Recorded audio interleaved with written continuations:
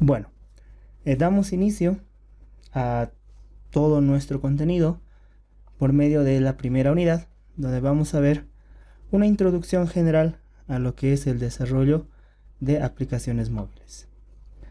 ¿Cuáles son los objetivos de esta unidad? Bueno, nuestros objetivos serán, primero, vamos a intentar describir cómo son las arquitecturas móviles. Intentar descubrir cómo son las arquitecturas móviles disponibles y con la cual nosotros contamos para poder trabajar nuestras aplicaciones móviles, ya que nosotros estamos creando software que se va a ejecutar en un hardware, si es que vale la analogía, se va a ejecutar en un hardware muy diferente a lo que tradicionalmente nosotros solemos desarrollar. Nosotros generalmente pensamos en desarrollar un software que se vaya a ejecutar dentro de un hardware tradicional que viene a ser el PC tradicional. Hoy en día, este término móvil, que bueno, de unos años a esta parte, no muchos años, pues ha tenido una evolución muy brusca, y pues los términos que tradicionalmente solíamos conocer referidos a lo que sería una aplicación móvil, pues hoy en día no es tanto así. Para ello tenemos que conocer la evolución histórica de los dispositivos móviles. Es decir, si nosotros queremos centrarnos en las tecnologías actuales de desarrollo de aplicaciones móviles, también debemos conocer la evolución histórica que hay tras todos ellos. Esto nos va a llevar a conocer cuáles son las herramientas para el desarrollo de aplicaciones móviles. ¿Con qué herramientas nosotros vamos a contar para poder trabajar nuestras aplicaciones móviles? Eso sí o sí nos tiene que llevar a este punto, a lo que es el Android. ¿Qué es el Android? ¿Cómo nosotros lo vamos a utilizar? ¿Cómo se utiliza respecto al desarrollo? Y de esa forma vamos a cerrar esta unidad construyendo nuestro entorno de trabajo. Nuestro marco de trabajo, donde nosotros vamos a construir nuestras aplicaciones móviles. Bien, arquitecturas móviles. Los dispositivos móviles, más conocidos como celulares, a diferencia de los dispositivos de escritorio tradicionales como son las computadoras, tienen características especiales. Y esto pues la definen los fabricantes. ¿A qué nos referimos? Bueno, si es que la analogía sirve, en términos de una PC tenemos como fabricantes de computadoras en general, por ejemplo Dell, Lenovo, Acer, Hewlett Packard, etcétera. Y también tenemos por otro lado otras empresas, Intel, Nvidia, etcétera, que son las que fabrican los componentes. Entonces, por un lado tenemos algo así como la etapa de ensamblado y algo así como la etapa de creación. Es decir, por un lado tenemos los fabricantes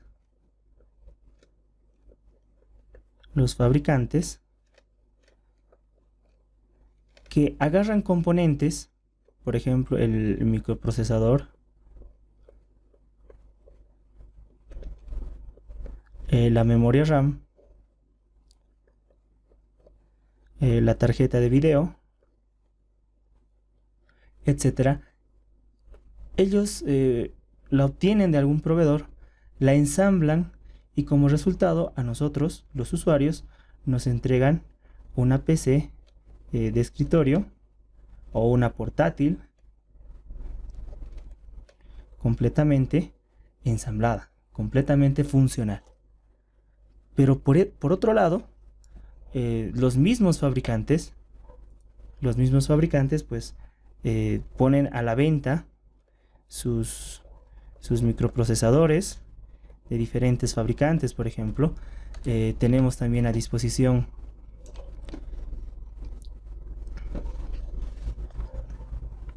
otro tipo de componentes por ejemplo, memoria RAM, etcétera. Tenemos tarjetas de video, por ejemplo, que pues nosotros podemos obtener de diferentes fabricantes. Entonces nosotros o cualquier entendido en el área agarra estos componentes y pues los ensambla y crea su propia computadora de escritorio. Entonces, ¿cuál es la diferencia entre estas? Prácticamente ninguna. Prácticamente ninguna. Acá hay una casi similitud entre ambos productos.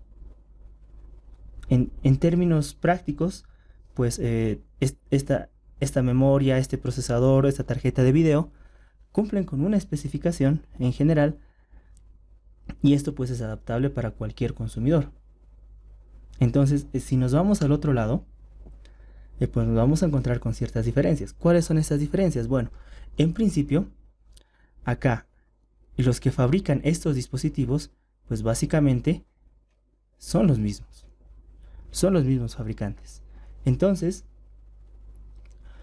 cuando nosotros aprendemos a programar, aprendemos a desarrollar software para computadoras de escritorio, da lo mismo si es una aplicación web, da lo mismo si es un software de escritorio, da lo mismo porque en realidad estamos desarrollando para una plataforma común, en general. En el caso de los dispositivos móviles, pues esto es un poquito más complicado. ¿Por qué es un poquito más complicado? Porque el término dispositivo móvil es relativamente reciente y tenemos que concentrarnos primero en esto. Teléfono móvil, porque de acá nace la idea del dispositivo que nosotros utilizamos hoy en día.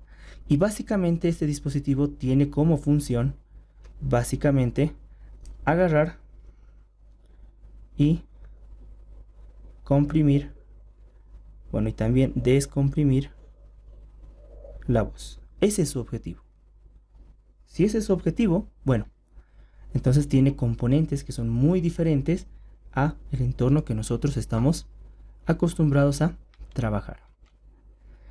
Esa arquitectura tradicional de la cual nosotros hablamos, para nosotros ahora tiene un esquema muy similar y muy simple. Trabajamos con unos periféricos que se llaman de entrada, donde ingresa la información. Generalmente teclado, ratón, micrófono, mouse, etc. Se nos ha enseñado que son los dispositivos de entrada. Tenemos dispositivos de procesamiento, que es en donde se procesa la información. Esta información se modifica, se calcula, etc. Y de acá hay otros dispositivos que se llaman dispositivos de salida, que es por donde nosotros vemos los resultados. Accedemos a la información resultante y pues vemos el resultado de nuestros cálculos. Pero, bueno, nosotros estamos acostumbrados a esto: entrada, proceso y salida. Y a un dispositivo en el cual ya conocemos cuáles son todos los componentes que están disponibles. Nosotros ahora en la asignatura Aplicaciones Móviles 1 vamos a cambiar de entorno de trabajo y vamos a dejar de lado todo esto. Es decir, si nos imaginamos acá, nos imaginamos un dispositivo móvil, el panorama no es el mismo. ¿Cuál es la entrada del dispositivo móvil? Bueno, como entrada tiene una pantalla táctil, tiene un micrófono acá abajo que también puede ser la entrada. El procesador deberá estar ahí adentro. ¿Y cuál es la salida? Bueno, la salida es la misma pantalla por la cual ha ingresado la información, o quizás sea la bocina altavoz que esté en la parte superior, que sea o que haga de dispositivo de salida. Entonces el panorama en una aplicación móvil debe ser diferente. Tiene que ser diferente porque el dispositivo es diferente. Por eso, la situación en los dispositivos móviles es más diversa.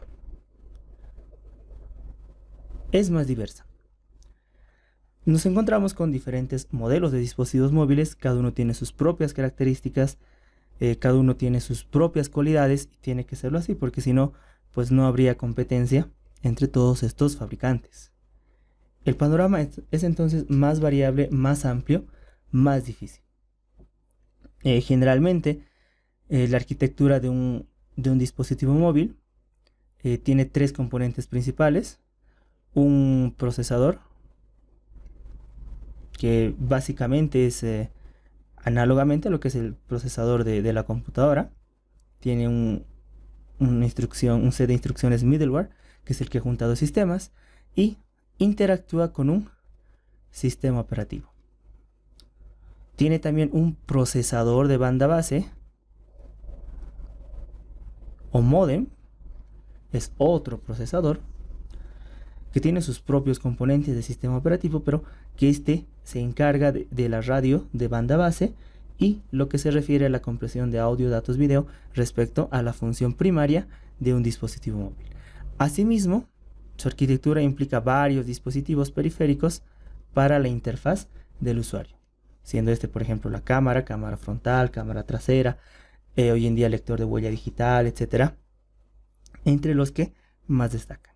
Sin embargo, hoy en día, esta arquitectura tradicional ha llegado a comprimirse de alguna forma y se tienen procesadores que juntan esas dos actividades, es decir, la actividad de procesar, controlar los cálculos específicos del software de aplicación de usuario y encargarse de procesar los datos de voz, por ejemplo, o de las llamadas referidos a la banda base del dispositivo mismo. Pero básicamente esa es la arquitectura de un dispositivo móvil. Por ejemplo, este es un diagrama de bloques de un dispositivo móvil general, básico, gama media baja, donde destaca la referencia entre CPU, comunicación con una memoria y comunicación con un bus de entrada y salida a través de dispositivos e interfaces de entrada y salida. Entonces, esta es una base de cómo luce un dispositivo móvil. Si relacionamos con el conocimiento que acabamos de ver, que acabamos de aplicar, son arquitecturas en sí completamente diferentes, pero comparten ciertas similitudes. La idea de todo esto es que nosotros hemos aprendido a programar, aprendido a desarrollar en una plataforma, en un entorno, en una arquitectura, y a partir de acá, pues no es nada lógico, nada coherente que nosotros intentemos pues cambiar completamente nuestro enfoque hacia otro dispositivo. Anteriormente sí había pues digamos que así un divorcio, una separación entre lo que era el enfoque de desarrollo tradicional para las computadoras y el enfoque para los dispositivos móviles. Era muy variante. Eso hoy en día pues se ha modificado de forma que se intenta tener un enfoque único. Eso también ha hecho que mucho del contenido de esta asignatura pues sea muy diferente en simplemente algunos años y pues se tengan que tomar nuevos enfoques respecto a lo que es el desarrollo de aplicaciones móviles. Y pues la idea de este enfoque es englobar las opciones para diferentes arquitecturas. Esta es otra arquitectura de otro dispositivo móvil que también tiene acá la parte del procesador. Y acá tiene que haber una interacción con el procesador de la banda base del celular, por ejemplo el controlador para el Bluetooth, controlador para la wireless LAN, controlador para el GPS, por ejemplo, que tienen que tener sus propios controladores. Ese es otro ejemplo de arquitectura variada, pero que se ha intentado unificar para que el desarrollador solamente se concentre en la lógica y ya no se concentre tanto en por ejemplo, estos detalles. ¿Por qué esto es importante? Anteriormente, A ver, me voy a crear acá una nueva. Anteriormente, por ejemplo, y fíjense de cuánto tiempo hago referencia acá. Por ejemplo, esta vez. Ahora sí.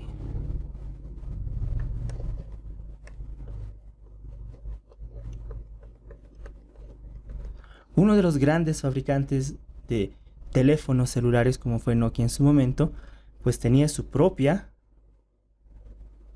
SDK, su propio Software Development Kit, y que solamente funcionaba para dispositivos que eran Nokia. Solamente. Lenguaje de programación, creo que era algo del C o algo del C++, si no recuerdo bien, pero hasta ahí. Otro también,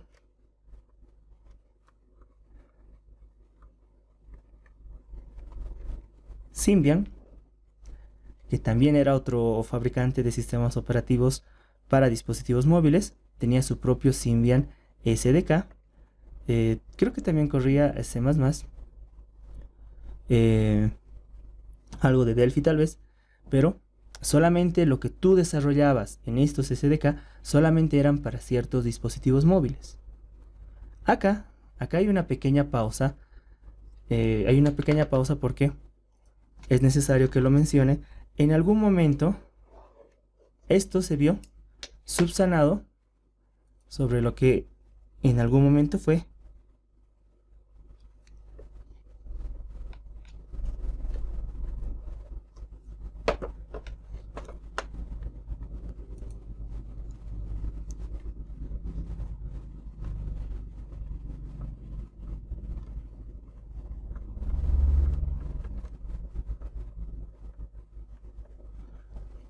Java Software Development Kit SDK Mobile Edition o edición móvil.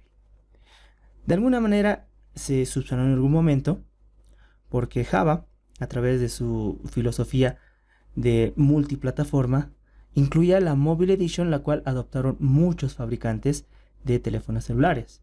No solo estaba Nokia, también estaba algunos que empezaban a surgir, por ejemplo LG, en algún momento fabricó celulares con esa tecnología. Los Motorola, por ejemplo, estaban acá. Los Nokia también adoptaron el Java SDK. Entonces, en este punto, y en algún momento lo mencionamos en esta misma parte introductoria de esta asignatura, esto se convirtió como en una base estándar. Entonces, lo que tú desarrollabas en Java SDK corría en todos estos dispositivos que lo adoptaban, en LG, en Nokia, en Samsung, Motorola, etc.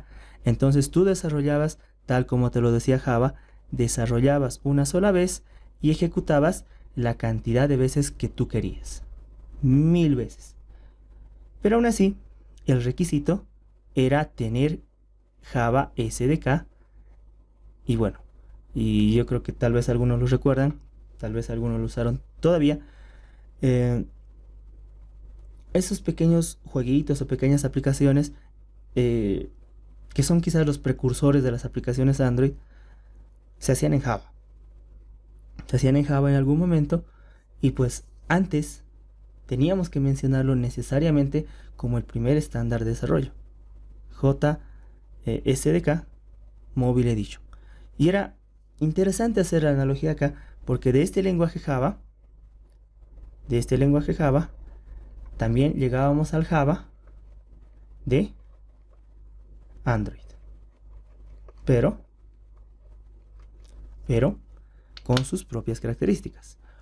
Hoy en día esto simplemente es un hecho meramente histórico, porque si hablamos de Java y Android, pues estamos hablando ya de una relación que está un buen tiempo establecida, pero pues por la misma naturaleza de las ciencias de la computación se ha ido quedando un poco en segundo plano. Han surgido nuevos lenguajes que se han adoptado quizás un poquito más como estándares, porque por los nuevos paradigmas de programación que estos han traído, pero eso no implica ver a este presente y este futuro, no implica dejar de lado todos los hechos históricos que nos han llevado a este punto. Entonces surge esta pregunta: que la vamos a ir respondiendo durante el desarrollo de toda esta sesión. ¿Cómo desarrollar una sola vez y ejecutar en múltiples arquitecturas? Cómo desarrollar una sola vez y ejecutar en múltiples arquitecturas. ¿Bien? Entonces, siendo esa la pregunta base que va a dirigir el desarrollo de esta sesión, vamos a ir conociendo cómo se ha ido dando esta evolución histórica que implícitamente tenemos que ver de la telefonía móvil, de los dispositivos móviles, porque eso implica conocer cómo es el desarrollo de aplicaciones móviles. Pasamos a ver entonces algunos fundamentos teóricos que nos van a ayudar a responder y fundamentar cuál es la mejor respuesta a esta pregunta. Bien, vamos a hablar un poquito de lo que es y fue la telefonía celular. Bueno, podemos decir que la telefonía celular tiene sus inicios a mediados de la década de 1870. Tiene bastante relación con lo que fue las radiocomunicaciones a finales del siglo XIX, y pues la idea en un principio era ver la forma de fusionar lo que era la telefonía en general, una telefonía por un medio cableado, y ofrecer la movilidad de lo que era la radio. Entonces esa fue la idea en la cual nace la telefonía celular como tal, y pues a partir de acá los mayores hitos de los cuales se conoce respecto a cómo fusionar estas dos tecnologías son, por ejemplo, lo de 1919, en donde para motivos militares pues se utilizaban los radioteléfonos buque tierra. Ya por la década de 1930, finales de 1920, se empiezan a desarrollar lo que son las radios de 2 vías para los vehículos de la policía y las ambulancias. Es decir, el típico escenario donde se tiene acá, por ejemplo, un emisor, y se tiene acá un receptor, y pues el proceso de emisión implica una ida, donde acá el receptor pues tiene que esperar a recibir la señal y tiene que esperar a que el canal de comunicación se vacíe para emitir sus señales de vuelta. Es el típico escenario donde uno tiene que hablar, envía el mensaje y tiene que decir cambio para que la otra persona pues haga uso del mensaje presionando el botón de envío de las ondas de radiofrecuencia para que pueda enviar su mensaje y pues el primer emisor pueda recibirlo. La Segunda Guerra Mundial, al igual que todos los grandes conflictos bélicos, fueron el escenario que incluyó una serie de mejoras en la radio, como ser, por ejemplo, una mejor calidad en la transmisión, una mayor facilidad en el uso y a su vez proporcionar conversaciones más fiables. Ya cuando finalizó la Segunda Guerra Mundial, en un escenario civil más estable, más propiamente en 1945, el gigante de las telecomunicaciones en Estados Unidos, AT&T, anunciaba que era capaz de fabricar un radioteléfono pero exclusivamente dedicado para los automovilistas en los Estados Unidos, exclusivamente para los automovilistas. Y más a posterior, un año después, el 17 de junio, más propiamente, la misma empresa daba inicio a su servicio, empezaba a ofrecer el servicio de MTS, el Mobile Telephone System, que básicamente sería la primera tecnología de transmisión móvil que ha conocido el mundo. Este es el MTS. El MTS estaba relacionado con el dispositivo digamos así, celular para automóviles, que, bueno, el término celular no es el adecuado, pero el teléfono móvil para automóviles, en donde, por ejemplo, acá tenemos algunos automóviles que lo utilizan, pues estos portaban un dispositivo con la capacidad de conectarse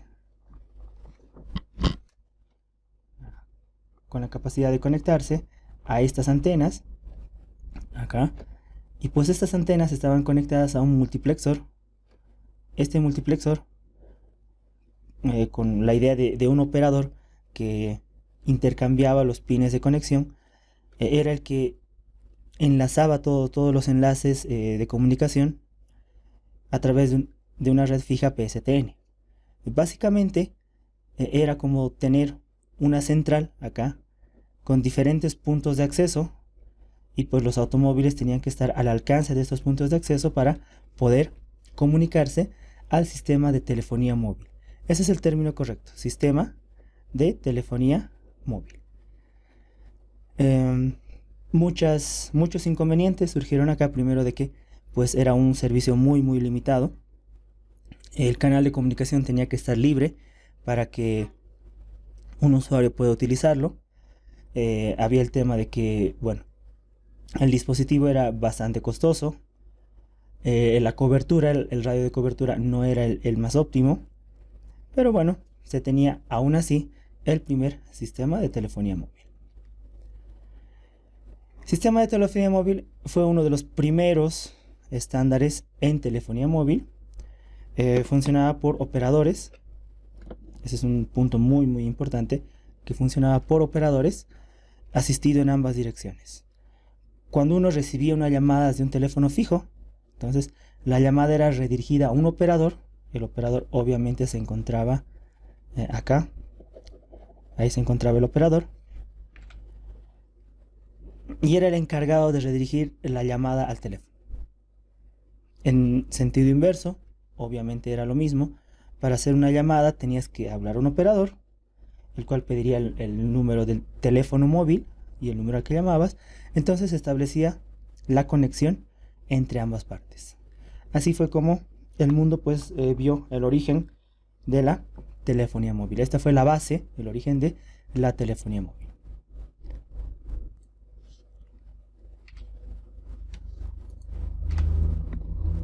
Bien, acá tenemos el primer teléfono móvil, no teléfono celular, sino teléfono móvil. 1945 es el hito que se marca.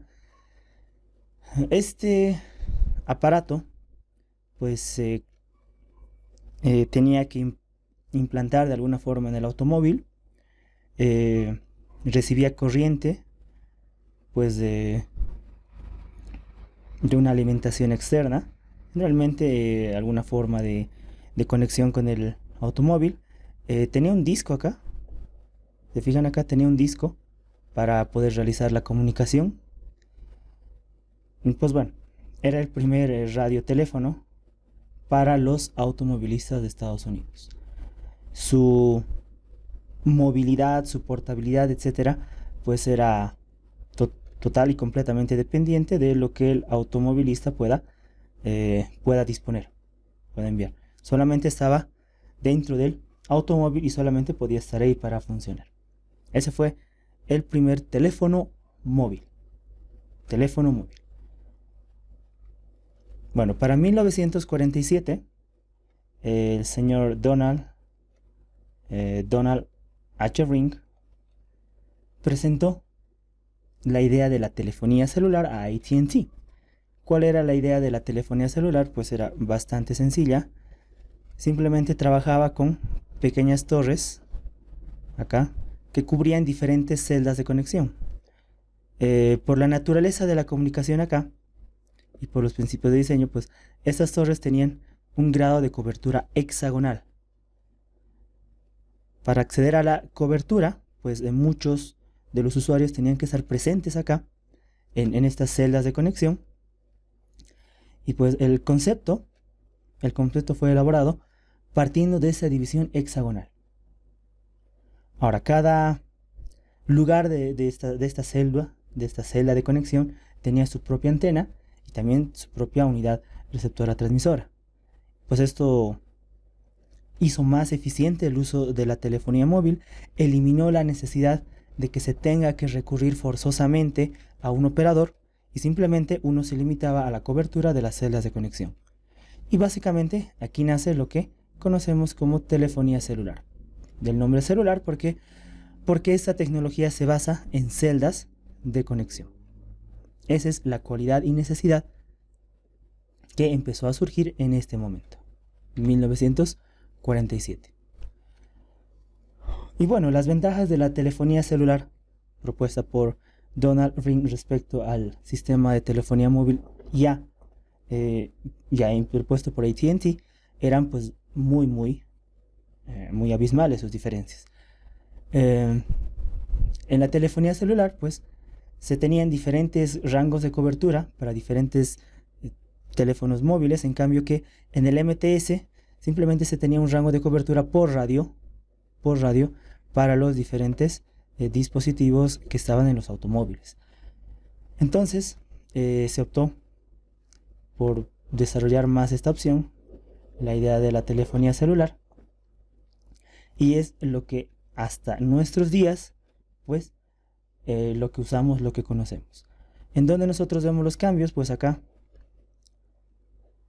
hay diferentes tecnologías que han ido evolucionando tanto la calidad de la conexión como la forma de la conexión hasta lo que conocemos hoy en día. Bueno, hacemos una pequeña pausa en la telefonía celular. Estamos por 1940-1950 y en esa época las computadoras, o por esas décadas las computadoras simplemente tenían un propósito específico académico militar, pero tenían una disposición mainframe, es decir, estaban ubicadas en un lugar, en una habitación, y no podían moverse de ahí. Las computadoras no eran portables, no se podía enviar de un lado a otro lado. ¿Por qué? Pues evidentemente por su gran tamaño y lo que era más crítico, el alto consumo de energía que implicaban tareas muy sencillas, pero que de forma automática requerían un alto grado de energía. ¿Por qué hacemos una pausa acá? ¿Por qué hablamos de este tema? Porque la informática va a ser necesaria en el desarrollo de los teléfonos celulares. La informática va a ser el punto base para el desarrollo de los teléfonos celulares, debido a que la tecnología celular como tal, para el grado de comunicación y simplicidad que se pensaba tener, pues requería protocolos que de forma electrónica tradicional eran complicados de hacerlos. Entonces, la gente de Bell, otra empresa de telecomunicaciones en los Estados Unidos, Bell Labs, empezó a desarrollar las bases para la telefonía celular, esperando que en algún momento pues la misma ciencia informática evolucione y pues se vaya simplificando los procesos necesarios para los cálculos que se requieren hacer. Si hablamos específicamente entonces del otro extremo, por un lado tenemos, a ver, antes de ver esta parte, por un lado tenemos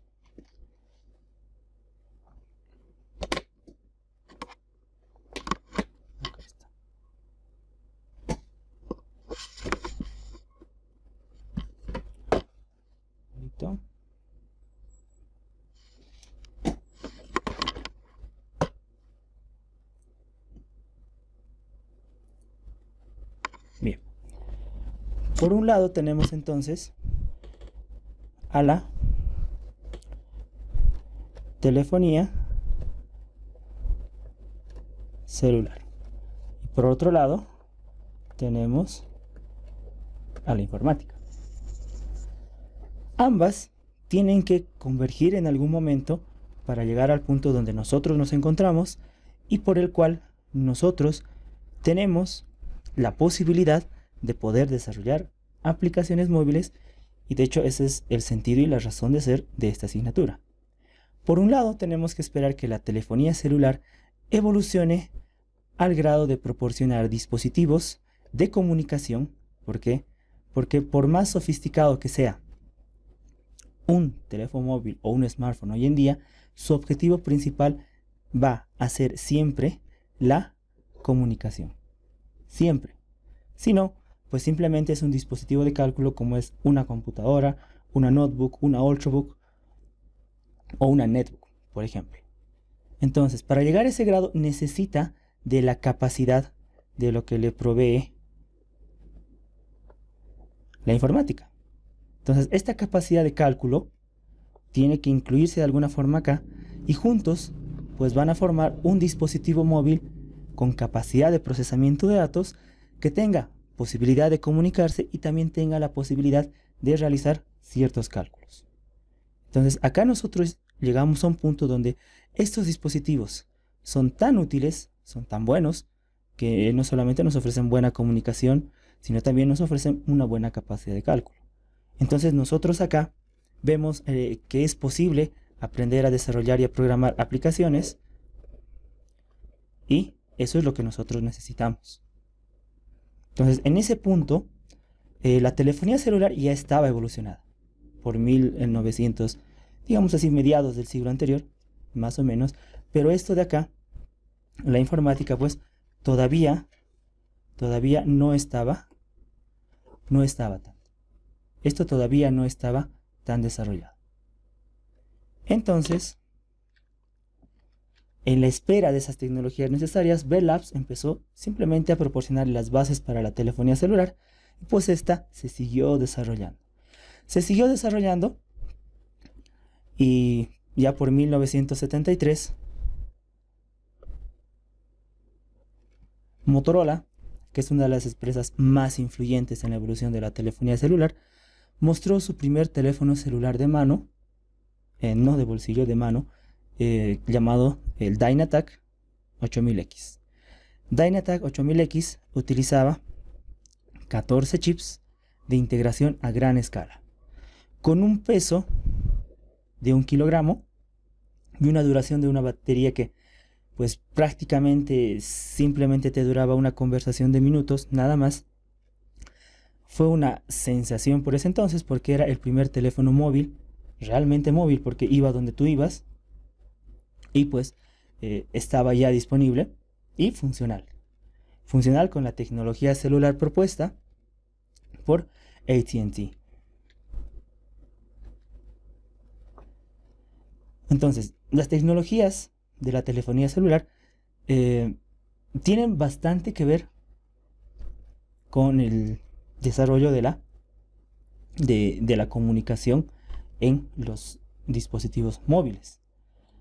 Las redes de telefonía celular no se han diseñado para cargas altas, entonces las caídas de llamadas eran comunes. Para evitar eso, a finales de los 80 se tuvo que acelerar la transición de los sistemas analógicos a los digitales. Todo empezaba a digitalizarse. ¿Por qué? Porque digitalmente la transmisión es más eficiente. Entonces, algo que tiene bastante que ver con la evolución de los celulares es la demanda del ciudadano promedio, y más que todo que tiene que ver con la transmisión. Como vamos a ir viendo más adelante, nosotros vivimos en un escenario donde tenemos un celular, el Motorola Dynatac fue el primero, y pues este empezó a dar cobertura simplemente a cierta cantidad de usuarios. La red celular simplemente soportaba cierta cantidad de usuarios. Entonces, a medida que los usuarios crecían,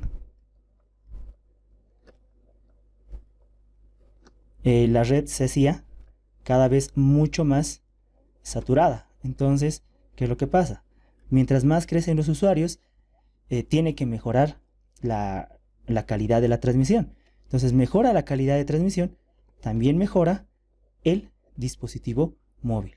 Mientras más usuarios hay, debe haber más demanda de comunicación. Entonces, este dispositivo tiene que mejorar y mejorar y mejorar.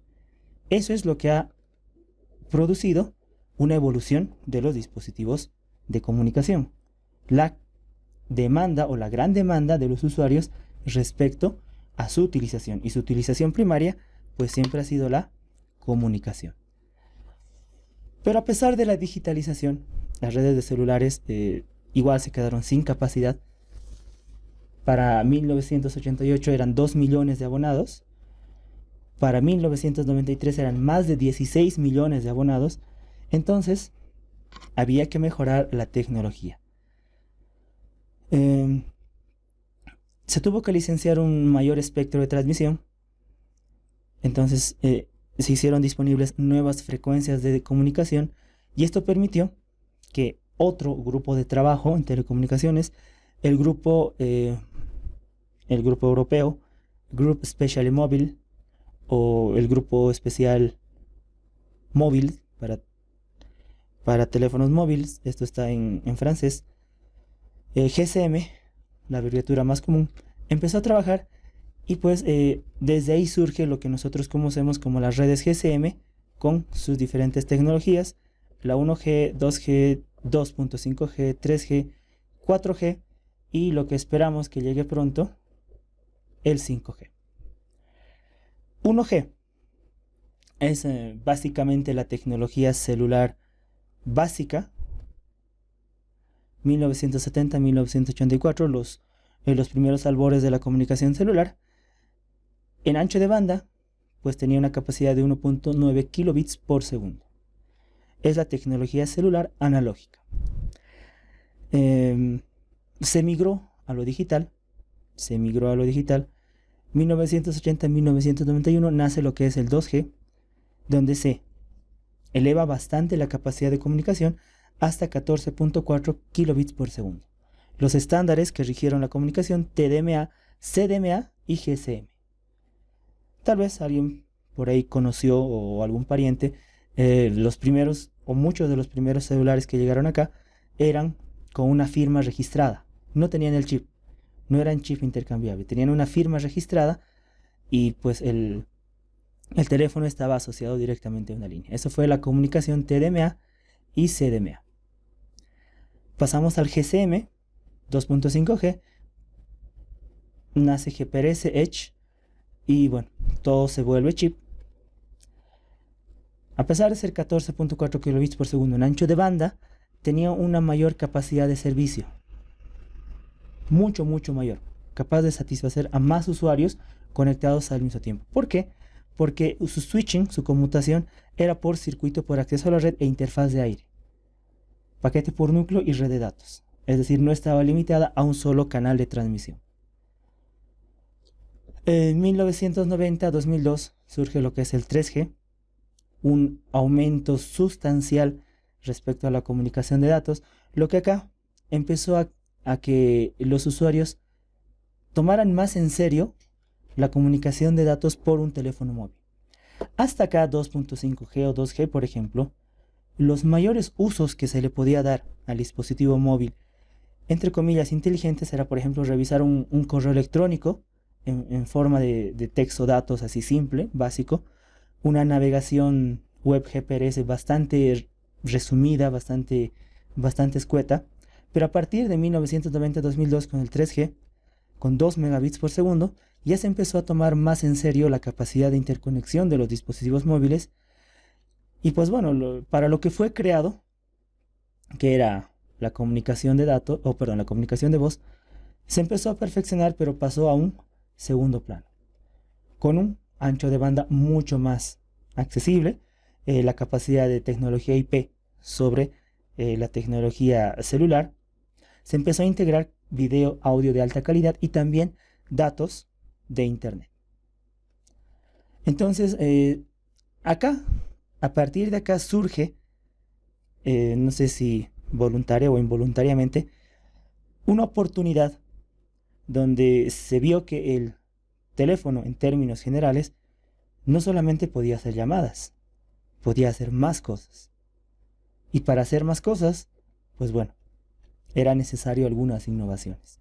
Pero estas innovaciones siempre surgieron a partir de estas capacidades de comunicación. Lo mismo va a hacer el 5G, porque para posibilitar una tecnología 5G en los dispositivos móviles, tiene que haber un cambio a partir del procesamiento de datos, que básicamente va a ser alguna modificación en el procesador, como ya vamos a ir viendo más adelante.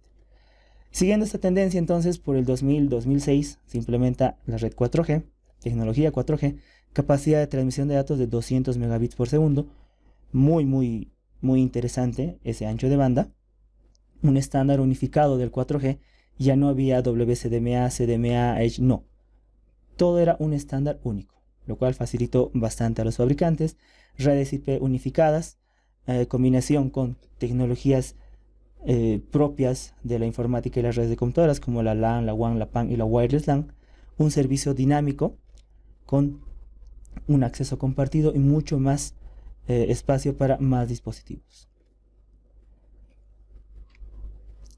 A partir de GSM, entonces, la tecnología celular y por ende los dispositivos móviles experimentaron una evolución y un crecimiento exponencial hasta lo que tenemos hoy en día. Uno pensaría que son las necesidades del usuario, pues no han sido las necesidades del usuario, sino han sido las necesidades del mercado las que han marcado esta evolución hacia los dispositivos que conocemos hoy en día. Necesidades del mercado impulsadas siempre por la demanda de los usuarios. Mientras más demanda de los usuarios hay, se tiene que ofrecer una red mucho más accesible, mucho más robusta, y mientras mejora la red, también mejoran los dispositivos. Y eso es lo que decimos. Tomamos en cuenta estas fechas de acá, tomamos en cuenta todas estas fechas, y con esas fechas hagamos una relación acá, en toda esta evolución histórica. Acá, desde el Motorola Dynatac hasta todos los dispositivos que conocemos hoy en día, fijamos la evolución que ha habido. Acá estarán, por ejemplo, las redes 1G, por acá estarán las redes 2G, acá está 2.5G, acá están las redes 3G, acá están las redes 4G y pues lo que vendrá a futuro. Cada tecnología de comunicación ha implicado una mejora evidente en los dispositivos de transmisión. Y bueno, que mejora el dispositivo, mejora también sus componentes software y surge la oportunidad de que exista un ecosistema de desarrollo de aplicaciones donde nosotros podemos plasmar nuestros conocimientos de programación y ofrecer soluciones que el usuario pues pueda encontrar útiles.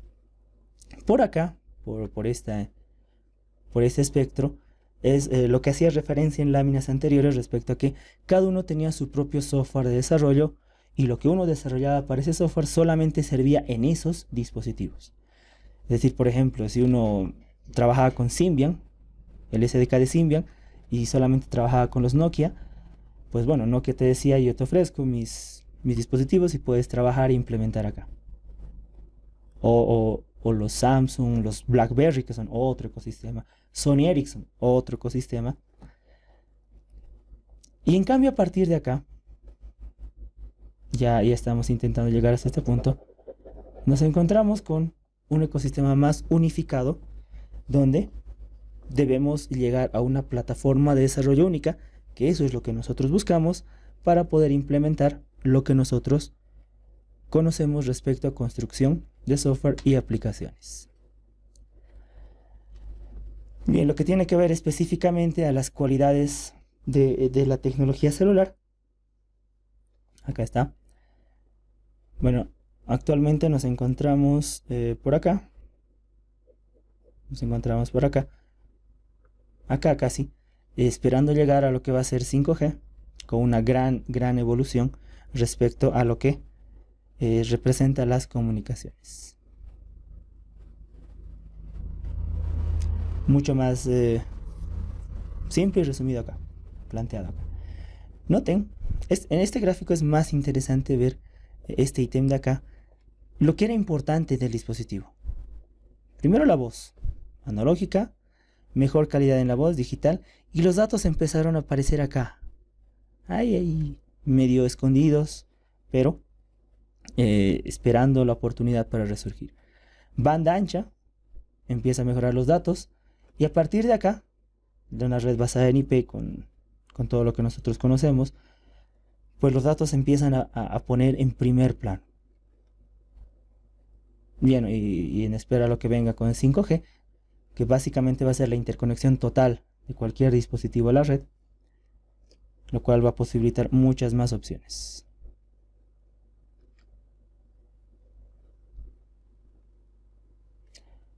Y bueno, lo que implica una evolución en las telecomunicaciones respecto a tecnología celular, para nosotros implica una oportunidad acá para que nosotros podamos utilizar una plataforma de desarrollo y poder implementar nuestras aplicaciones móviles, cosa que no surgía acá no.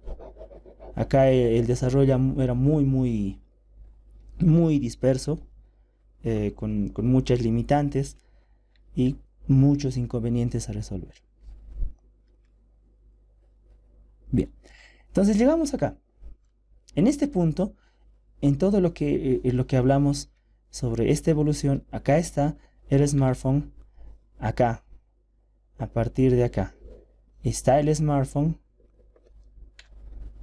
En esta última parte es donde surge el smartphone, acá. En esta última parte está el smartphone. Entonces, ese es el dispositivo del cual nosotros ahora tenemos que hablar. El smartphone. ¿Qué es el smartphone? Y cómo nos va a ayudar a nosotros a construir nuestras aplicaciones móviles. Hoy en día, la definición de dispositivo móvil no es la misma de lo que fue hace algunos años atrás. Celular, nombre coloquial común con el cual se conoce a un dispositivo inalámbrico, electrónico, que tiene la capacidad de tener acceso a la telefonía celular, lo cual es conocido como un teléfono móvil. Un smartphone es también conocido como un teléfono inteligente que tiene todas estas capacidades, pero a su vez incluye características de una computadora personal. ¿Por qué computadora personal? Porque acá tiene la idea, la noción de lo que es un procesador, de lo que es una memoria, de lo que es un bus de datos entrada y salida, y también lo que son unas memorias caché para un rápido acceso a la información. Todos los elementos de una computadora personal se incluyen en lo que es la arquitectura de un smartphone, lo que hemos hablado al inicio de estas láminas. Además, se incluyen las funciones de comunicación propias de un celular. Cuando hablamos de un smartphone hoy en día, estas son las funciones que nosotros le damos mayormente. Enviar correos electrónicos, GPS, instalación de otras aplicaciones, característica muy similar a las características de una computadora de escritorio o una computadora personal, la capacidad de instalar software nuevo, instalar alguna aplicación para algún propósito especial. Interfaz para el ingreso de datos, una agenda digital que administre los contactos, acceder a documentos en diferentes formatos, tal cual como se lo hace en una computadora. Una característica muy necesaria, acceso a internet. Realizar, editar, almacenar videos y fotos. Utilizamos un smartphone, la gente utiliza un smartphone para características como estas que distan bastante de lo que simplemente sería realizar una llamada. Es decir, la llamada pasa a un segundo plano. Es decir, queda casi como característica secundaria, a pesar de ser la característica primaria con la cual ha nacido un celular. Y para poder acceder a estas ventajas, se requiere algún sistema operativo. Sistema operativo que mencionamos por hechos históricos, solamente hechos históricos, al Microsoft Mobile que antes era el sistema operativo de los Sony y todo dispositivo con capacidad Windows, el RIM de BlackBerry, que también solamente por motivos históricos como la Palm OS y las X, por ejemplo, lo cual hoy en día pues ya no existe. Hoy en día ya no está el mobile, ya no está BlackBerry, ya no existe Palm OS, OS X ha cambiado por completo y se ha unificado hacia una sola dirección. Entonces, ¿cómo es posible que estas funciones estén dentro de un dispositivo móvil? ¿Cómo es posible?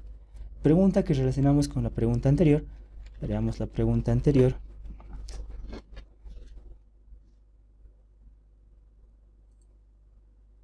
¿Dónde está nuestra pregunta anterior? Nuestra primera pregunta fue cómo desarrollar una sola vez y ejecutar en múltiples arquitecturas.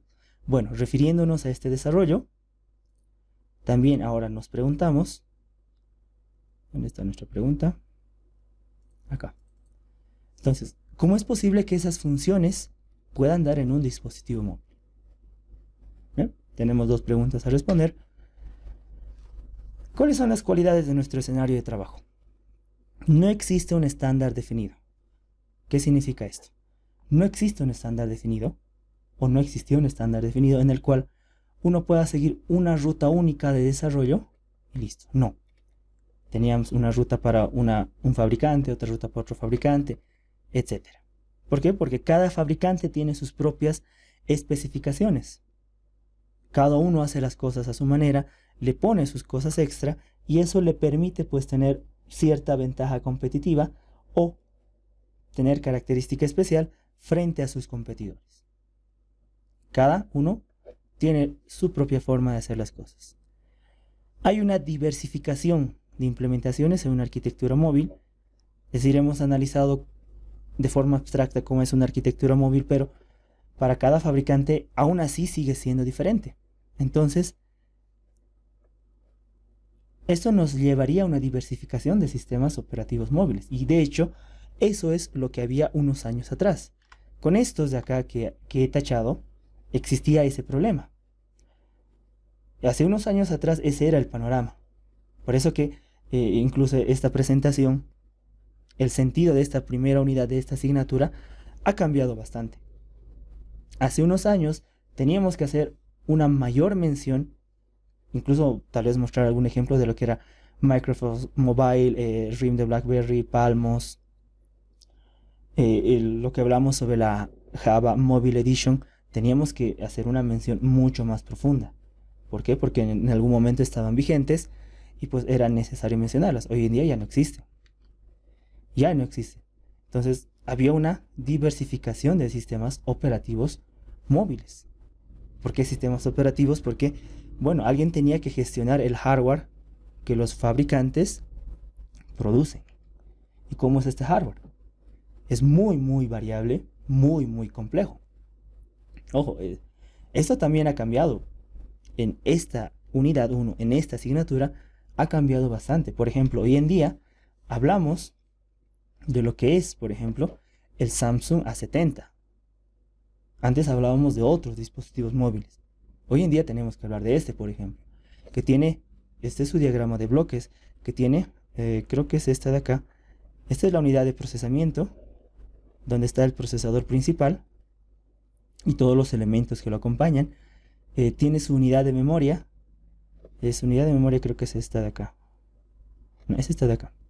Esta es la unidad de memoria que tiene su comunicación acá y tiene diferentes chips para los diferentes elementos. Por ejemplo, para la banda base, para el inalámbrico, para Bluetooth, etcétera, son diferentes chips que están interconectados bajo la misma placa. Es una forma de fabricar y de ver la implementación de la arquitectura de un dispositivo móvil.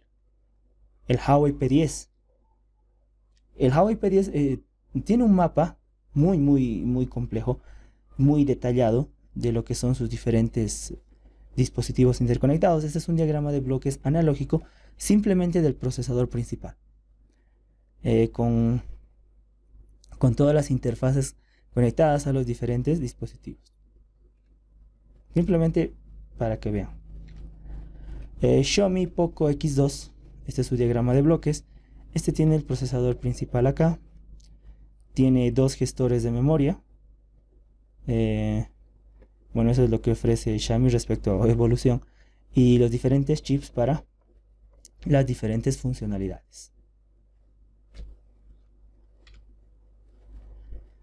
En esta ocasión, bueno, a partir de acá ya no ahondamos en estos elementos de la arquitectura móvil porque pasan a un segundo plano.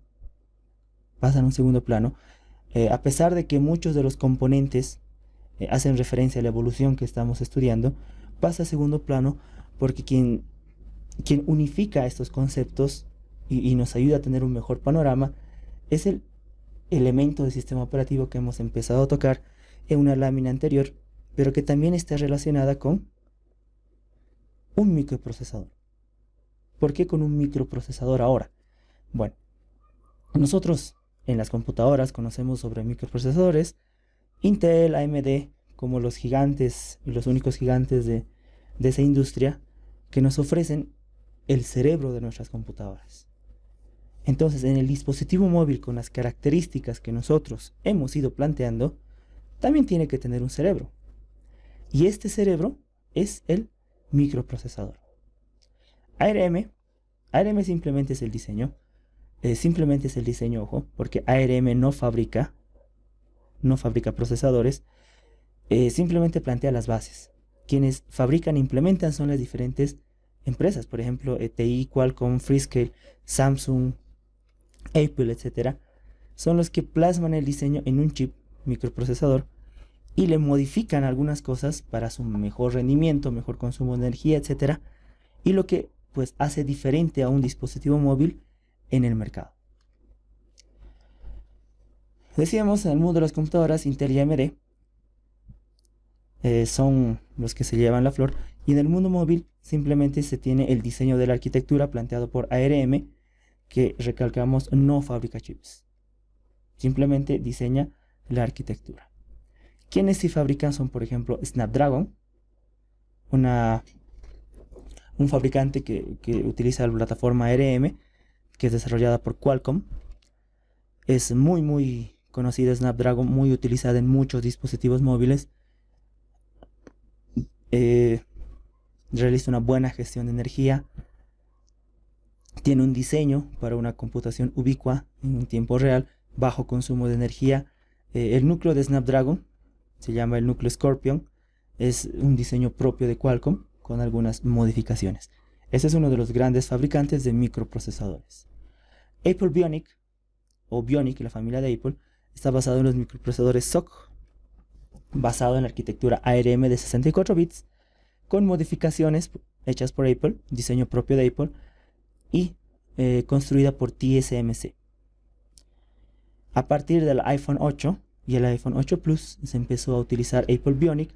Antes utilizaban Snapdragon, pero empezaron a fabricar sus propios chips microprocesadores. Todos los iPhone a partir del 8, el 8 Plus, el 10 y los que siguieron, todos ellos utilizan Apple Bionic. Algunos ejemplos de estos monstruos del microprocesamiento son, por ejemplo, el Snapdragon 888. Es una Snapdragon de tercera generación. Tiene capacidad de conexión 5G, conexión rápida 6 GHz, 4K de QAM, un Bluetooth 5.2. Es 25% más rápido que el Cairo 680, 35% más rápido que el Adreno 660, 5 nanomicras. Tiene hipervisor para la seguridad. Tiene un módulo de inteligencia artificial de sexta generación con el motor Qualcomm de inteligencia artificial. Soporta, bueno, específicamente para gaming, es de la tercera generación Qualcomm. Soporta un Quick Touch, es decir, que reconoce rápidamente los toques en la pantalla. Es capaz de gestionar cámaras a 2.5 gigapíxeles por segundo, dependiendo del fabricante, ojo con eso. Una captura en ráfaga de 120 fotos en un segundo a 12 megapíxeles. Es capaz de procesar video a 4K con triple captura, entre sus principales características. Este es un procesador que se va a ver bastante en muchos dispositivos móviles que se estén fabricando en estos últimos años, preparándose ya para lo que va a ser la red 5G. Samsung, bueno, este se utiliza bastante en Motorola. Motorola se utiliza bastante Snapdragon. Xiaomi también opta por Snapdragon. Samsung desde hace un tiempo ha dejado de utilizar Snapdragon y ha empezado a fabricar sus propios chips. Entre ellos está el Exynos 2100. Es un procesador de triple, un núcleo único de 2.9 GHz, un núcleo triple de 2.8 GHz y un núcleo quad-core de 2.2 GHz. Ambos con diseño Cortex, con sus respectivos modelos. En este Exynos se incluye una GPU independiente para el procesamiento de video. Tiene inteligencia artificial con triple núcleo con NPU y DCP. Soporta red 5G, conectividad de 1.9 gigabits por segundo. Las diferentes especificaciones de redes.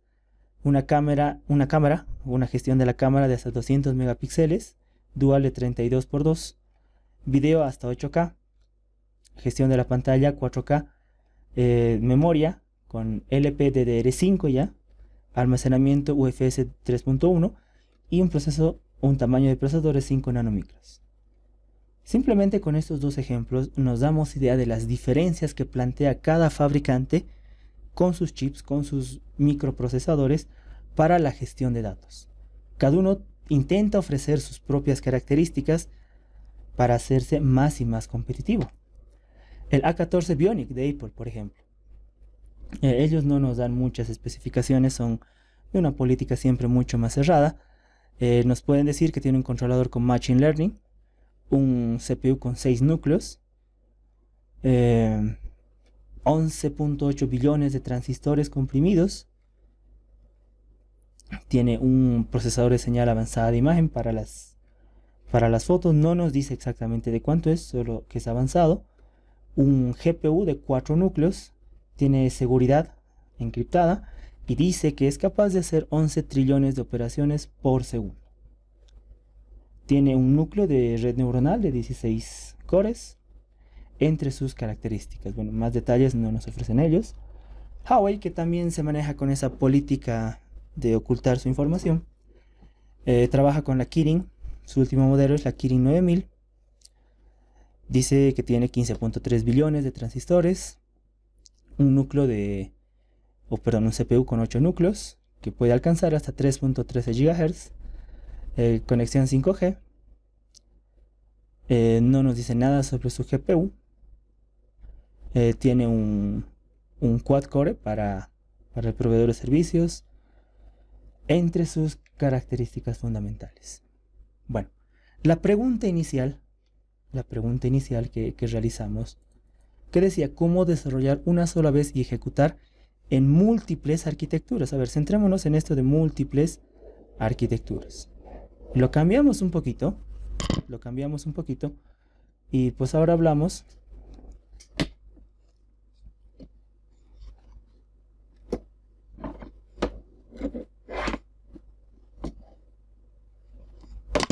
vamos a cambiar la lámina.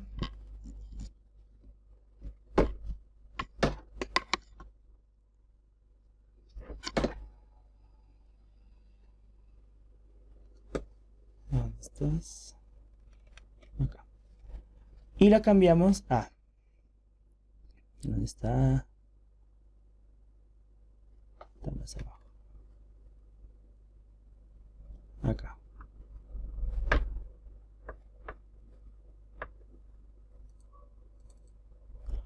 ¿Cómo desarrollar una sola vez y ejecutar ya no en múltiples arquitecturas, sino hablamos específicamente?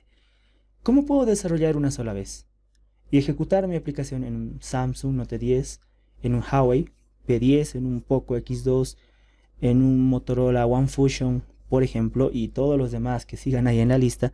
¿Cómo? Entonces, ahí es donde entra en juego el sistema operativo. ¿Pero cuál? Si en algún momento hablamos sobre que los sistemas operativos estaban diversificados por completo, ahora tenemos que hablar de uno solo, la unificación. Y ahí es donde entra en juego este término. ¿Dónde estás? Android. Entra en juego lo que es Android. Y bueno, ahora empezamos a hablar de Android como una forma de responder a ese interrogante que nos ha ido surgiendo en cómo nosotros podemos desarrollar una sola vez y que sea nuestra aplicación capaz de ser ejecutada en múltiples dispositivos sin la necesidad de hacer muchos cambios.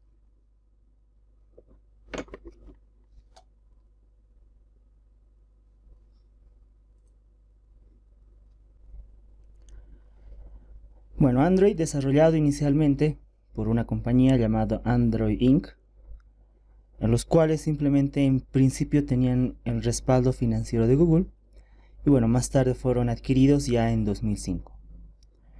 Android se dio a conocer en 2007 como tal, junto con una fundación llamada Open Handset Alliance, o la Alianza Libre para Dispositivos de Mano. La OHA, Open Handset Alliance, un consorcio de hardware y software, así junto con telecomunicaciones y empresas dedicadas a la promoción abierta de estándares para dispositivos móviles. Básicamente es como un ente regulador encargado de definir los estándares, qué estándares se pueden utilizar o qué estándares se recomiendan utilizar más bien en la construcción de dispositivos móviles desde el hardware hasta el software. El primer teléfono con Android fue vendido en octubre de 2008. En octubre de 2008 es que se vendió el primer dispositivo con Android. La Open Handset Alliance consiste básicamente en 47 empresas encargadas de desarrollar estándares, pero estándares que tengan la cualidad de ser estándares libres. ¿Por qué es importante el rol y la función del Open Handset acá?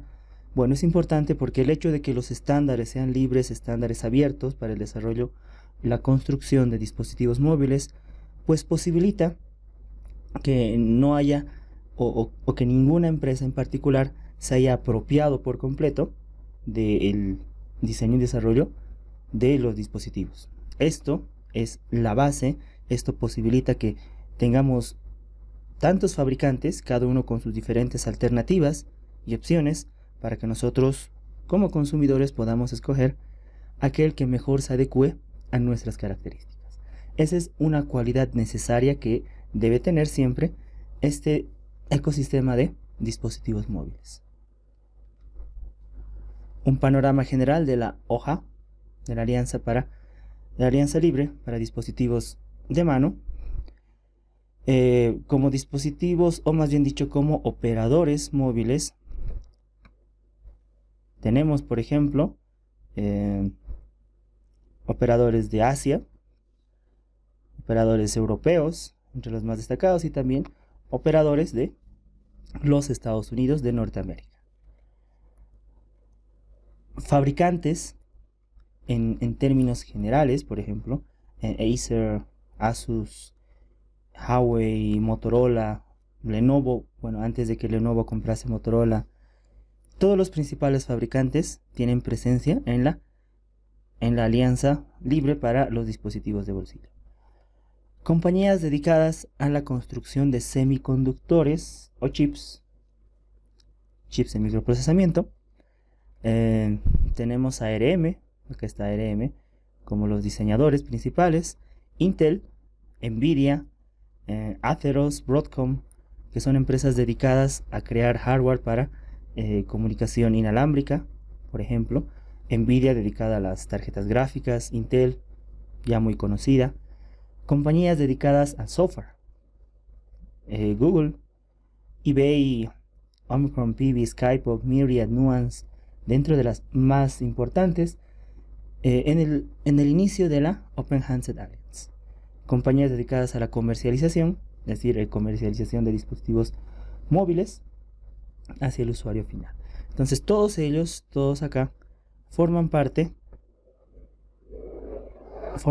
del grupo de trabajo que se encarga en definir y recomendar cuáles deben ser los estándares necesarios para la fabricación de dispositivos móviles. Android, por otro lado, y como producto de todo esto, no es un sistema operativo, por si acaso. No se le puede llamar sistema operativo como tal porque no lo es. Android básicamente es una pila de software que tiene en su punto más bajo, en su núcleo más bajo, un kernel Linux. No se le puede asumir que es el sistema operativo Linux como tal porque no lo es. Si lo vieron por ahí, Android es un sistema operativo Linux, no lo es. Solamente incluye el kernel de Linux.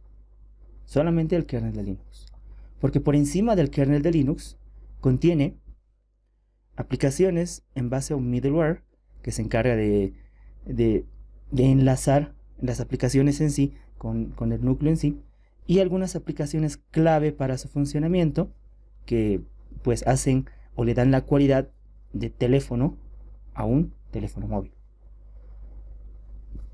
La idea de incluir el kernel de Linux pues pasa por la gran versatilidad que tiene el kernel de Linux, su gran flexibilidad, su gran adaptabilidad a nuevos entornos, y el kernel de Linux con las modificaciones necesarias está pensado en una pantalla completamente táctil, y a partir de acá pues empieza a enlazar diferentes otros componentes.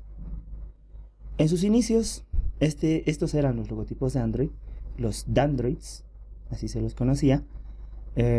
Así es como nació, con esta idea y con este concepto. Destaca en Android el hecho de ser de código completamente libre, con licencias permisivas, permitiendo que el software pueda ser modificado, distribuido libremente por fabricantes de dispositivos, proveedores de servicios móviles. Cualquier desarrollador puede crear su propio fork de Android.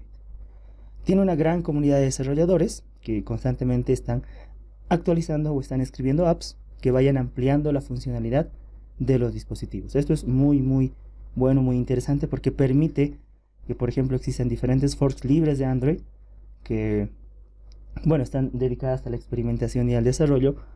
Por ejemplo, hace un tiempo atrás, el CyanogenMod era un mod muy conocido, y pues te permitía tener las últimas versiones de Android en dispositivos que eran ya un poco antiguitos y que de fábrica pues no la tenían. Eso era una gran ventaja que proporcionaba Android a los celulares. Es decir, un modelo más o menos antiguito, si vale el término, uno podía pues seguirlo reutilizando, modificando un poco el Android, instalando una versión modificada y pues seguir adelante, todo sin ningún problema. Es una pila de software porque desde la parte superior que nosotros interactuamos, donde están las aplicaciones, tenemos que descender bastante hasta llegar a lo que es el kernel en sí de Linux, que realiza todo el control del hardware del dispositivo. En el camino nos vamos a encontrar con frameworks de aplicaciones. Básicamente acá está el SDK mismo Android, que es la base de ejecución de cualquier aplicación, con todas las versiones correspondientes. Librerías de terceros que forman parte de la base del Android. Un entorno de ejecución, un runtime, que es la base para la carga y ejecución de las aplicaciones.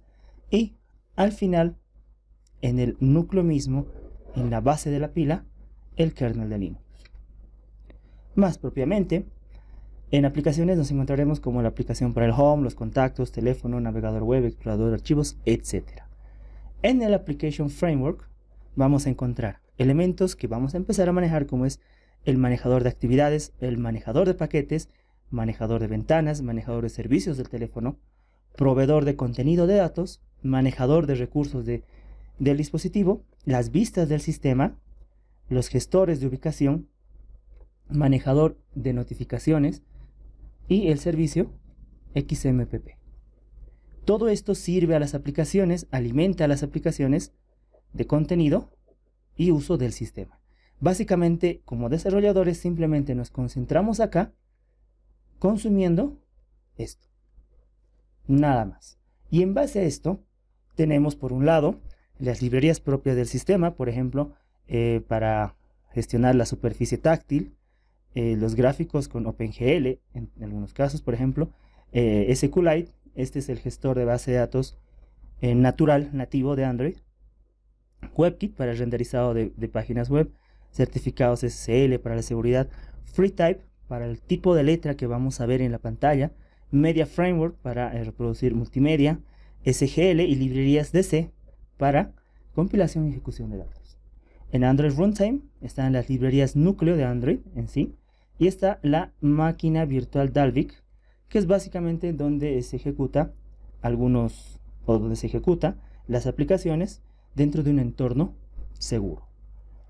El kernel de Linux, bueno, todo lo que implica un kernel de un sistema operativo, pero repito, no es un sistema operativo, con los drivers para cada uno de los dispositivos de hardware, y bueno, para que pueda comunicar y proveer funcionalidades hacia arriba. Conjunto de aplicaciones que nosotros estamos acostumbrados a utilizar. Son todas estas. Cliente de correo electrónico, programa SMS, calendario, etc. Todo en forma de aplicaciones APK. Este es el estándar básico. Últimamente han surgido otros, sí, pero este se mantiene como el estándar básico. Y bueno, todas vienen escritas en Java, pero eso no implica que ahora nosotros estemos obligados a seguirlas escribiendo en Java. Entonces, esto queda así, hoy en día. El App Framework, con acceso completo a las APIs básicas, al framework necesario. Acá nosotros accedemos a estos componentes y básicamente en el lenguaje que vamos a utilizar, sea el que sea, vamos a acceder a estos frameworks para el uso del dispositivo móvil en general. Librerías, conjunto de librerías que están en C++. ¿Por qué en C++? ¿Por qué no están en Java? Por tema de velocidad. Todo lo que implique C++ siempre se hace mucho más rápido que lo que se hace en Java. El Android Runtime con la librería Score, la máquina virtual Dalvik, y aquí están generalmente las APIs externas, todo lo que es necesario para proveer algunas utilidades y servicios extra del dispositivo. El kernel como base es 2.6 para las versiones originales. Esto obviamente se ha ido adaptando a las últimas versiones de Android, donde se hace, por ejemplo, la memoria, proceso de gestión, la pila de red, modelo del controlador, la seguridad del dispositivo y lo más importante, la capa de abstracción que separa el hardware del resto de la pila de software.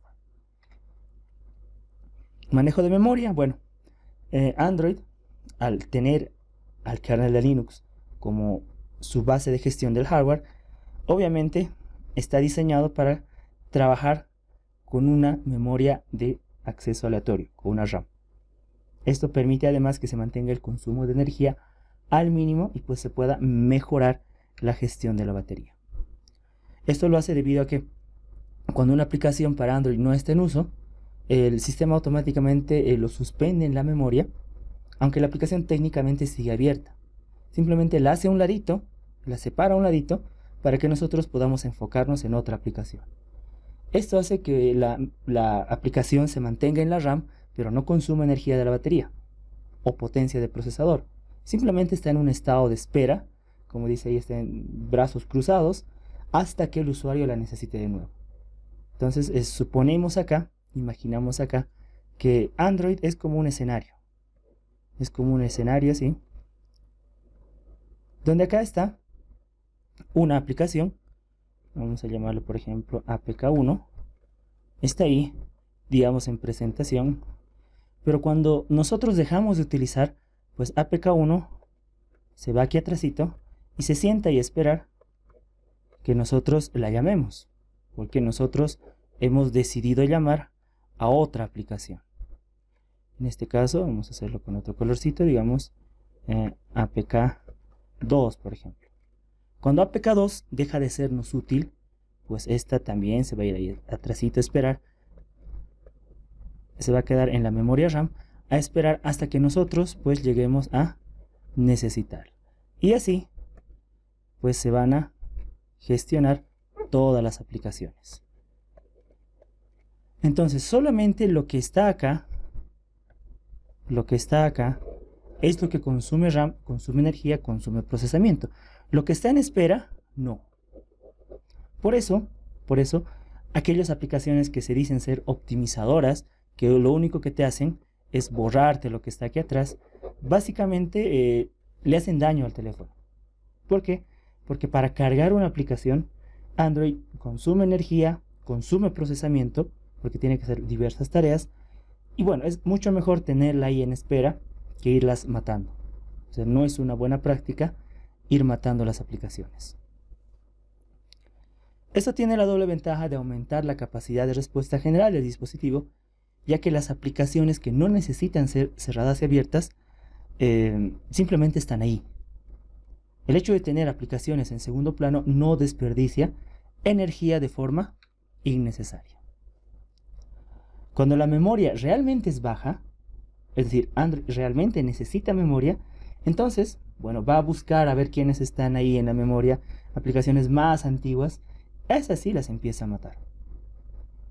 Es una idea mucho más lógica esta, puesto que dejamos que Android se gestione a sí mismo respecto a su memoria y pues lo hace de mejor forma. Es un proceso que está diseñado para ser invisible. O sea, el usuario no necesita gestionar la memoria y no debería hacerlo, sino que Android está diseñado de forma que él solito pueda gestionar su memoria RAM. Y por esto les digo que es bastante costoso para Android cargar una aplicación. Tiene que hacer todo esto en términos generales. Tenemos acá las clases de ejecución, tenemos acá abajo las librerías. Todo esto tiene que conjuncionar acá, tiene que unirse, crear el APK, también tiene que crear un archivo DEXING. Bueno, eso es un proceso que le cuesta al dispositivo móvil. Pero nosotros, bueno, básicamente, debido a este modelo de desarrollo, es que nos concentramos simplemente acá. Y eso. Ponemos un signo de interrogación ahí porque hoy en día Java no es la única opción. De hecho, hace un tiempo que no lo era, pero desde hace un tiempo también se mantenía como la primera opción. Hoy en día no es la primera opción, sino que está a la par de otras que también vamos a ir conociendo. Funciona así. Juega un rol muy importante la máquina Dalvik con el bytecode generado, el manifiesto de Android y los recursos que vayamos a consumir. De acá nosotros nos concentraremos en esta parte como desarrolladores para construir el código necesario para nuestras aplicaciones. Bien, antes de cerrar, de aquí nace entonces la respuesta. De todo lo visto, ¿cómo desarrollar una sola vez y ejecutar en múltiples arquitecturas? Bueno, con la ayuda de el sistema operativo, no, entre paréntesis, con la ayuda de la pila de software, sistema operativo entre paréntesis, de Android, que nos ayuda con su Software Development Kit, con su plataforma de desarrollo, a construir una sola vez y ejecutarlo en Android sin importar en la arquitectura que nos encontremos. Lo que nosotros construimos en Android una sola vez con su plataforma de desarrollo, lo podemos ejecutar múltiples veces en un Samsung Note 10 que tenga, por ejemplo, Android versión 10, Android 9, o en un Huawei P10 que tenga alguna versión de Android de las que todavía les quedan a Huawei, un Xiaomi Poco X2 que tenga Android 11, por ejemplo. Así nosotros vamos a lograr ejecutar, construir nuestras aplicaciones una sola vez y ejecutarla en cualquier dispositivo. Y eso es lo primero que empezamos a ver a partir de ahora. Cómo utilizar, instalar el Android SDK para nuestras primeras aplicaciones. Con esto pues cerramos el contenido teórico de esta primera unidad. Bueno, pasamos a la parte de instalación del Android SDK, que de un tiempo a esta parte pues es bastante sencillo, bastante simple de instalar. Lo único es que, bueno, van a necesitar internet, un buen ancho de banda si no quieren esperar mucho tiempo, y pues el volumen de lo que se va a descargar también es nomás una considerable cantidad de datos. ¿Dónde debemos ir? Debemos ir a developer.android.com.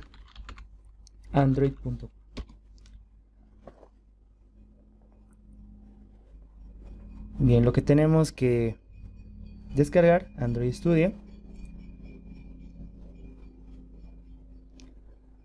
En este caso vamos a escoger la opción recomendada.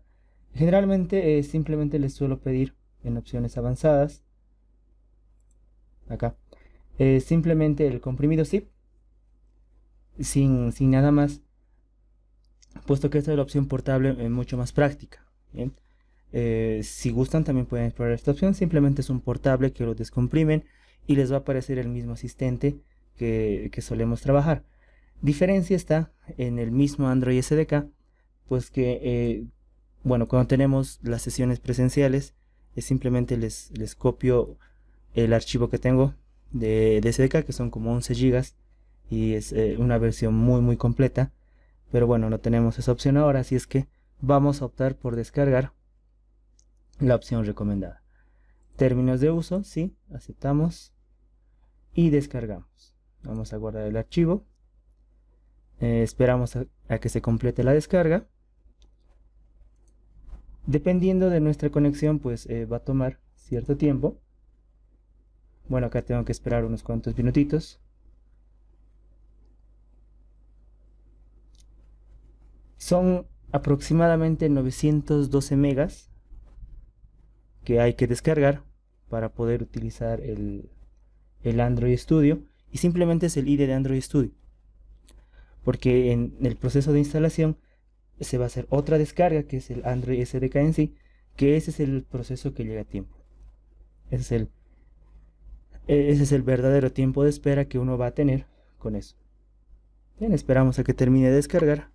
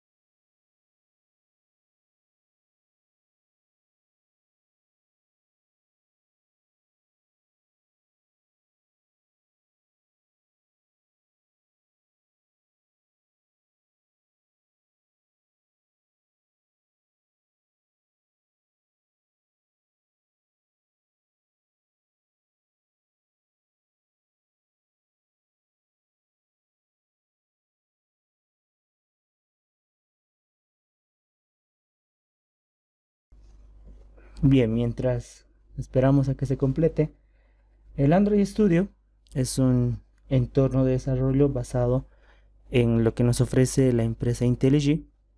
Básicamente ese es el entorno general. Podemos decir que es un entorno muy pesadito.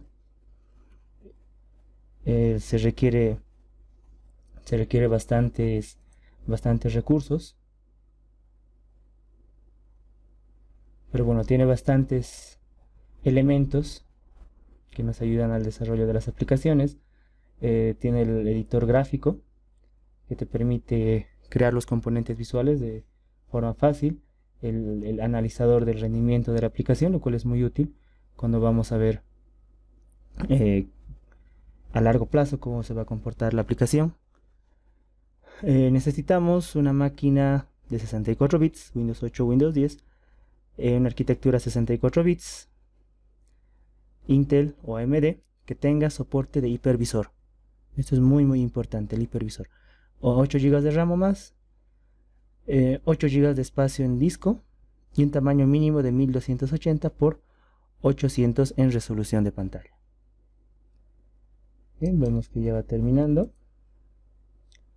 Solo son 30 segundos restantes.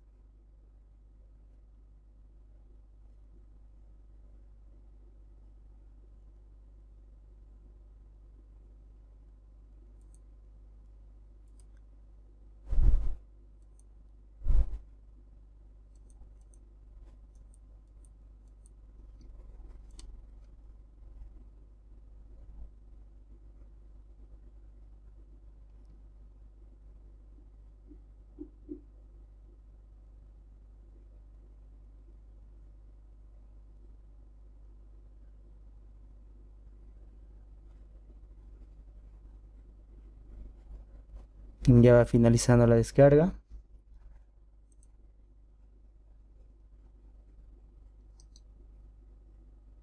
Ya está.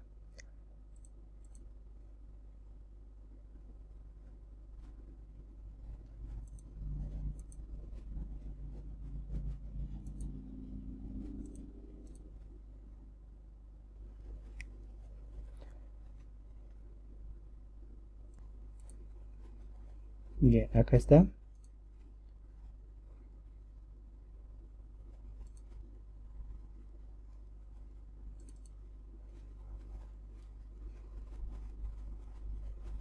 Hacemos doble clic y le vamos a dar que sí en la autorización de control de cuentas de usuario que nos aparezca.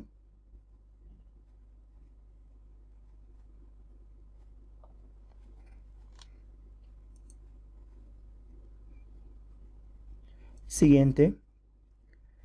Bueno, en este caso vamos a dejar todas las opciones marcadas porque no tenemos un Android SDK, así es que todo se va a instalar acá y esperamos a que se terminen de copiar los archivos.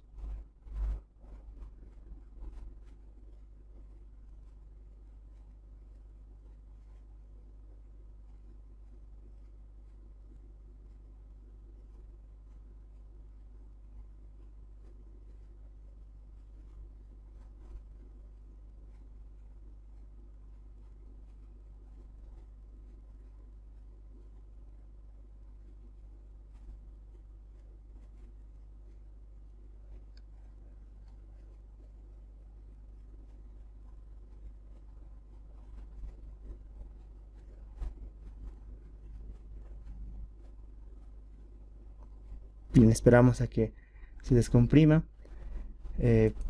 Bueno, podemos ver qué es lo que se está descomprimiendo. Todos son archivos JAR. IntelliJ está construido en base a Java. Antes también era necesario instalar un Java JDK. Hoy en día no es tan necesario, puesto que Android Studio viene con su propio Java Runtime Environment y es lo más recomendable. Así es que simplemente nos centramos en el Android Studio. Bien, esperamos a que descomprima todo.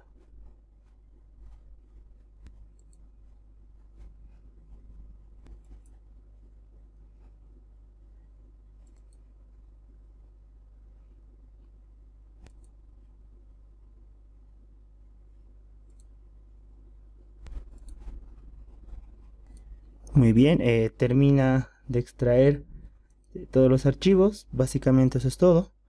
Iniciamos Android Studio Esta es la segunda etapa de configuración, donde pues básicamente va a suceder la descarga del Android SDK.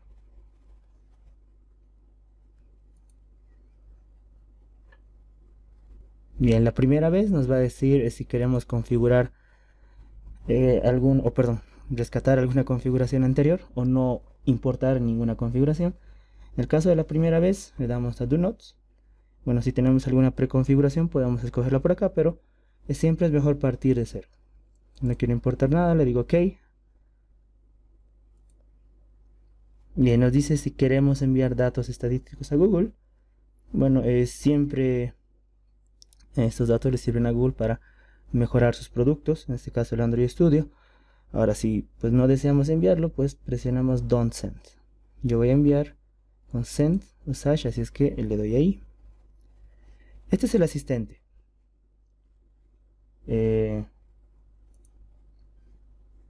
doy a siguiente. Voy a personalizar mi instalación. ¿Cuál es el Java Runtime Environment? Bueno, voy a utilizar el que viene por defecto. Antes era necesario tener JDK. Si tenemos JDK, pues acá le apuntamos a donde está el JDK instalado. Generalmente C Program Files Java JDK, pero si no lo tenemos, pues dejamos que sea el mismo Android Studio el que se encargue con su propio entorno de ejecución de Java. Siguiente, estilo que desees, claro, oscuro. Y esto es lo que se va a descargar. El Android SDK básico, una API y el virtualizador de Intel para el Android virtual que vamos a utilizar. Todo lo marcado lo dejamos por defecto. ¿Dónde quieres descargar? Esto es lo importante acá. Generalmente es recomendable llevarlo a otra unidad. Por ejemplo, si tienes la unidad D, en unidad D a Android SDK. O si no, pues lo dejas acá por defecto si es que no te importa mucho el espacio que vaya a ocupar en C. Porque esto va a consumir bastante espacio a medida que uno le vaya descargando cosas. Bien, yo en esta máquina tengo configurada solamente una unidad, así es que lo voy a dejar ahí por defecto. ¿Cuánto le quieres dar al emulador? 1 GB lo recomendable. Siguiente. Y terminar. Bueno, acá nos vamos a enfrentar a una espera, a una larga espera, donde pues se van a descargar los componentes básicos del Android SDK. Así es que acá simplemente queda que ustedes tengan paciencia, nada más. Tengan paciencia. Una vez que termine esto, a ver, voy a cambiar al Android que tengo ya instalado.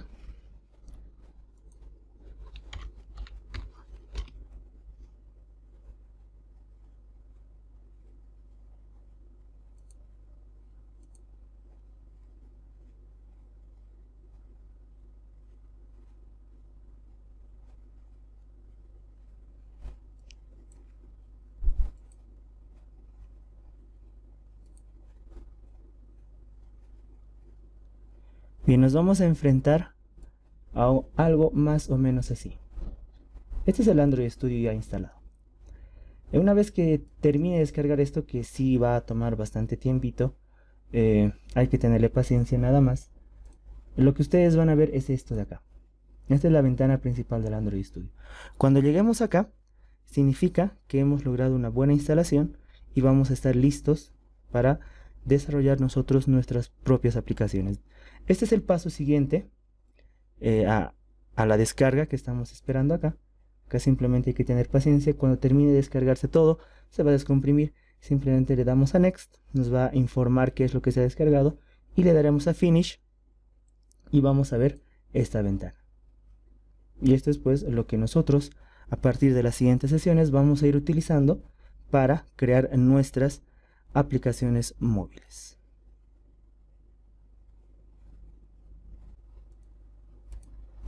Para que vean cómo luce la última versión, voy a cancelar acá el proceso y simplemente les voy a mostrar cómo les va a aparecer la ventana para que no tengan ninguna confusión. Esta es una versión que se va a actualizar recién, la que yo tengo instalada. La última versión, la que hemos descargado ahora, pues luce así. Bien, cualquiera que les aparezca, no hay ningún inconveniente. Lo más probable es que les aparezca esta, que es la que acabo de descargar. Esta es una versión que tengo hace unos meses, así es que lo más probable es que nos enfrentemos a esta versión en la pantalla principal. Bien, que no hay ningún problema, no hay ninguna diferencia más que la disposición de las opciones. Si es que esto es lo que vamos a empezar a utilizar desde nuestras próximas sesiones.